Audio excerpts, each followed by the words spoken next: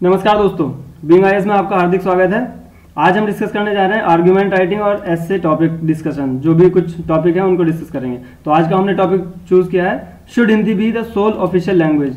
Actually कुछ दिन पहले जो है ये काफ़ी न्यूज़ में रहा है और कुछ आर्टिकल्स भी आए हैं इस पर, और शायद सुप्रीम कोर्ट ने या किसी स्टेट हाई कोर्ट ने कुछ इस पर दिया था कि 10th क्लास तक हिंदी को कंपलसरी कर दिया जाए। तो उसी के बारे में हम पढ़ेंगे। Hindi sole language official language होनी चाहिए या नहीं। द हिंदू, अगर आपके पास द हिंदू होगा तो 19 मई का देख लेते हैं, तो देख लेना आप। उसमें आपको तीनों व्यूज लेफ्ट राइट और सेंटर वो मिल जाएंगे। तो पहले देखते हैं इसका थोड़ा बैकग्राउंड देख लेते हैं कि हिंदी का कैसे डेवलपमेंट हो रहा था, मतलब जब आज़ादी के बाद।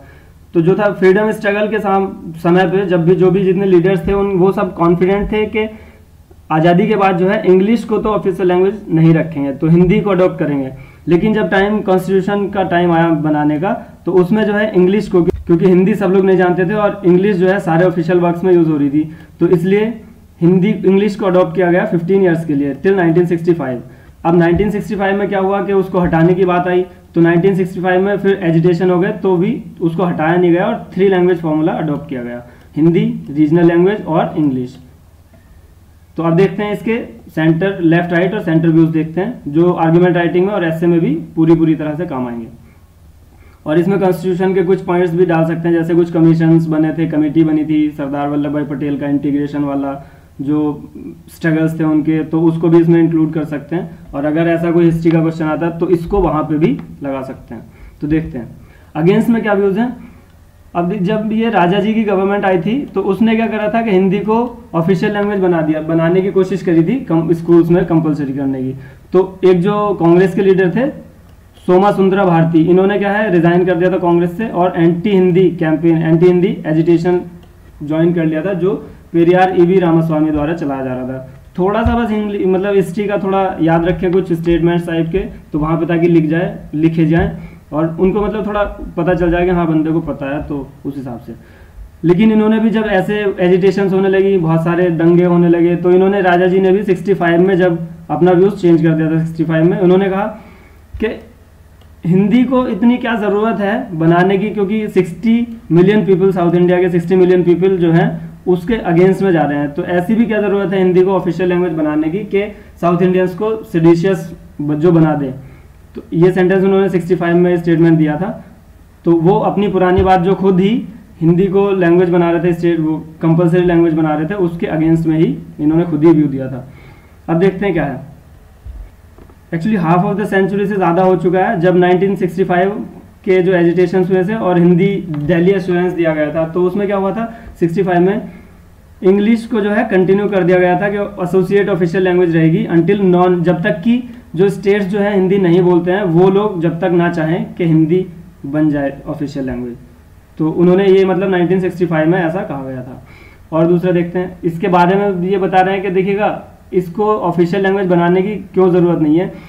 ये कह रहे हैं कि हिंदी के उत्थान के लिए, हिंदी को प्रमोट करने के लिए करोड़ों रुपए खर्च किए गए हैं और फिर भी मतलब उसका इतना ज़्यादा इम्प्रूवमेंट हुआ नहीं है। बस जो है सरकारी हिंदी का इम्प्रूवमेंट हुआ है, जो ऑफिशियल ऑफिस में होती है उसको ज़्यादा तवज्जो, उसको ज़्यादा इम्प्रूवमेंट हुआ है, बाकी सबका नहीं हुआ है। और दूसरे उसमें बताते हैं कि ऑन द कॉन्ट्रेरी जो अदर लैंग्वेजेस हैं, जैसे तमिल होगी, मलयालम हुई, तेलुगु हो गई, तो इनका जो है विदाउट एनी सपोर्ट उनका और ज़्यादा मतलब इम्प्रूवमेंट हुआ, उनमें उन्होंने ज़्यादा प्रोग्रेस करी है।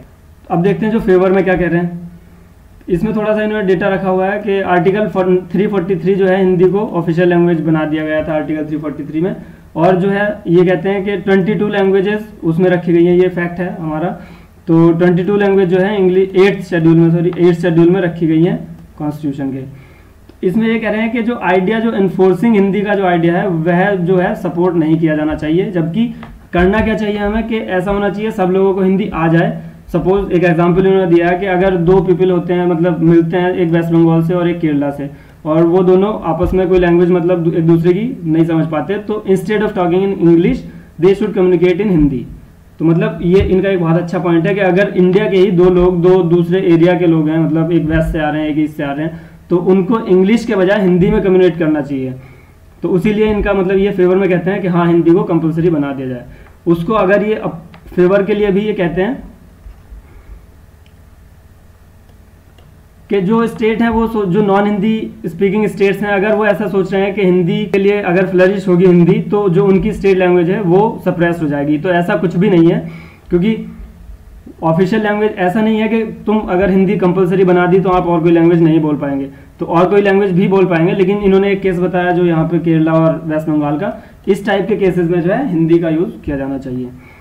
और ये आगे कहते हैं एक और चीज़ कि हिंदी में अगर कोई भी मतलब माइलस्टोन बनाया जाए तो उसका मतलब ऐसा नहीं है कि अदर स्टेट लैंग्वेज की उसको वो कमज़ोर कर देगा या उनको हटा देगा।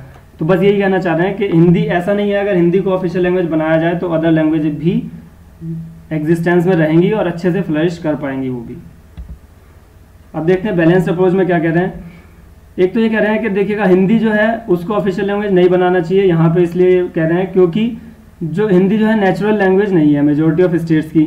Only 9 states out of 29 speaks Hindi, और उसमें भी ऐसे हैं कुछ स्टेट्स जो अपनी नेटिव लैंग्वेज यूज़ करते हैं, नेटिव लैंग्वेज यूज़ करते हैं। जैसे मान लिया यूपी का ईस्ट यूपी हो गया तो वहाँ पे कुछ अलग लैंग्वेज डायलेक्ट यूज़ करते हैं या तो, और राजस्थान हो गया वहाँ पे भी मारवाड़ी और भी बहुत सारी यूज़ होती हैं।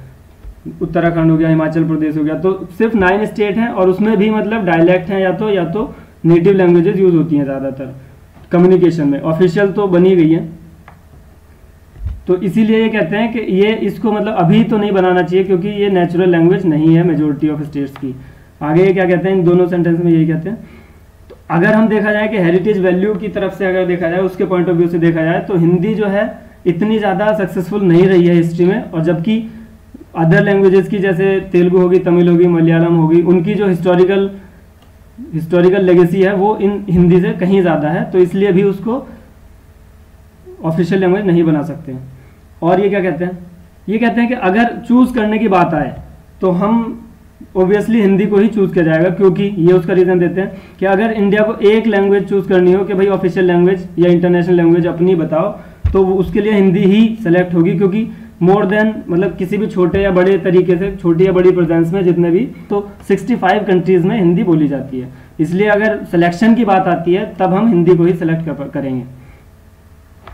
और ये कहते हैं लास्ट में कंक्लूड करते हुए ये बोलते हैं कि हिंदी को जो है अभी इतनी मतलब जल्दीबाजी में उसको वो ऑफिशियल लैंग्वेज, जल्दीबाजी में उसको ऑफिशियल लैंग्वेज नहीं बनाना चाहिए, और हिंदी को कुछ और दिन, कुछ और साल, एक्चुअली ये सेंचुरी और सो बोलते हैं, तो कुछ और समय उसको वेट करना चाहिए ताकि इंडिया यूनाइटेड रहे और इंटीग्रेटेड रहे। तो ये कहते हैं अगर अभी हम जल्दीबाजी में ऐसा कोई फैसला लेंगे कि हिंदी को ऑफिशियल लैंग्वेज बना देंगे तो फिर बहुत सारे राइट्स होने लगेंगे, दंगा फसाद होने लगेगा। तो इसलिए हमें समय देना चाहिए इसको, और उसके बाद हमें डिसीजन लेना चाहिए कि इसको ऑफिशियल लैंग्वेज बनाना है या नहीं बनाना है।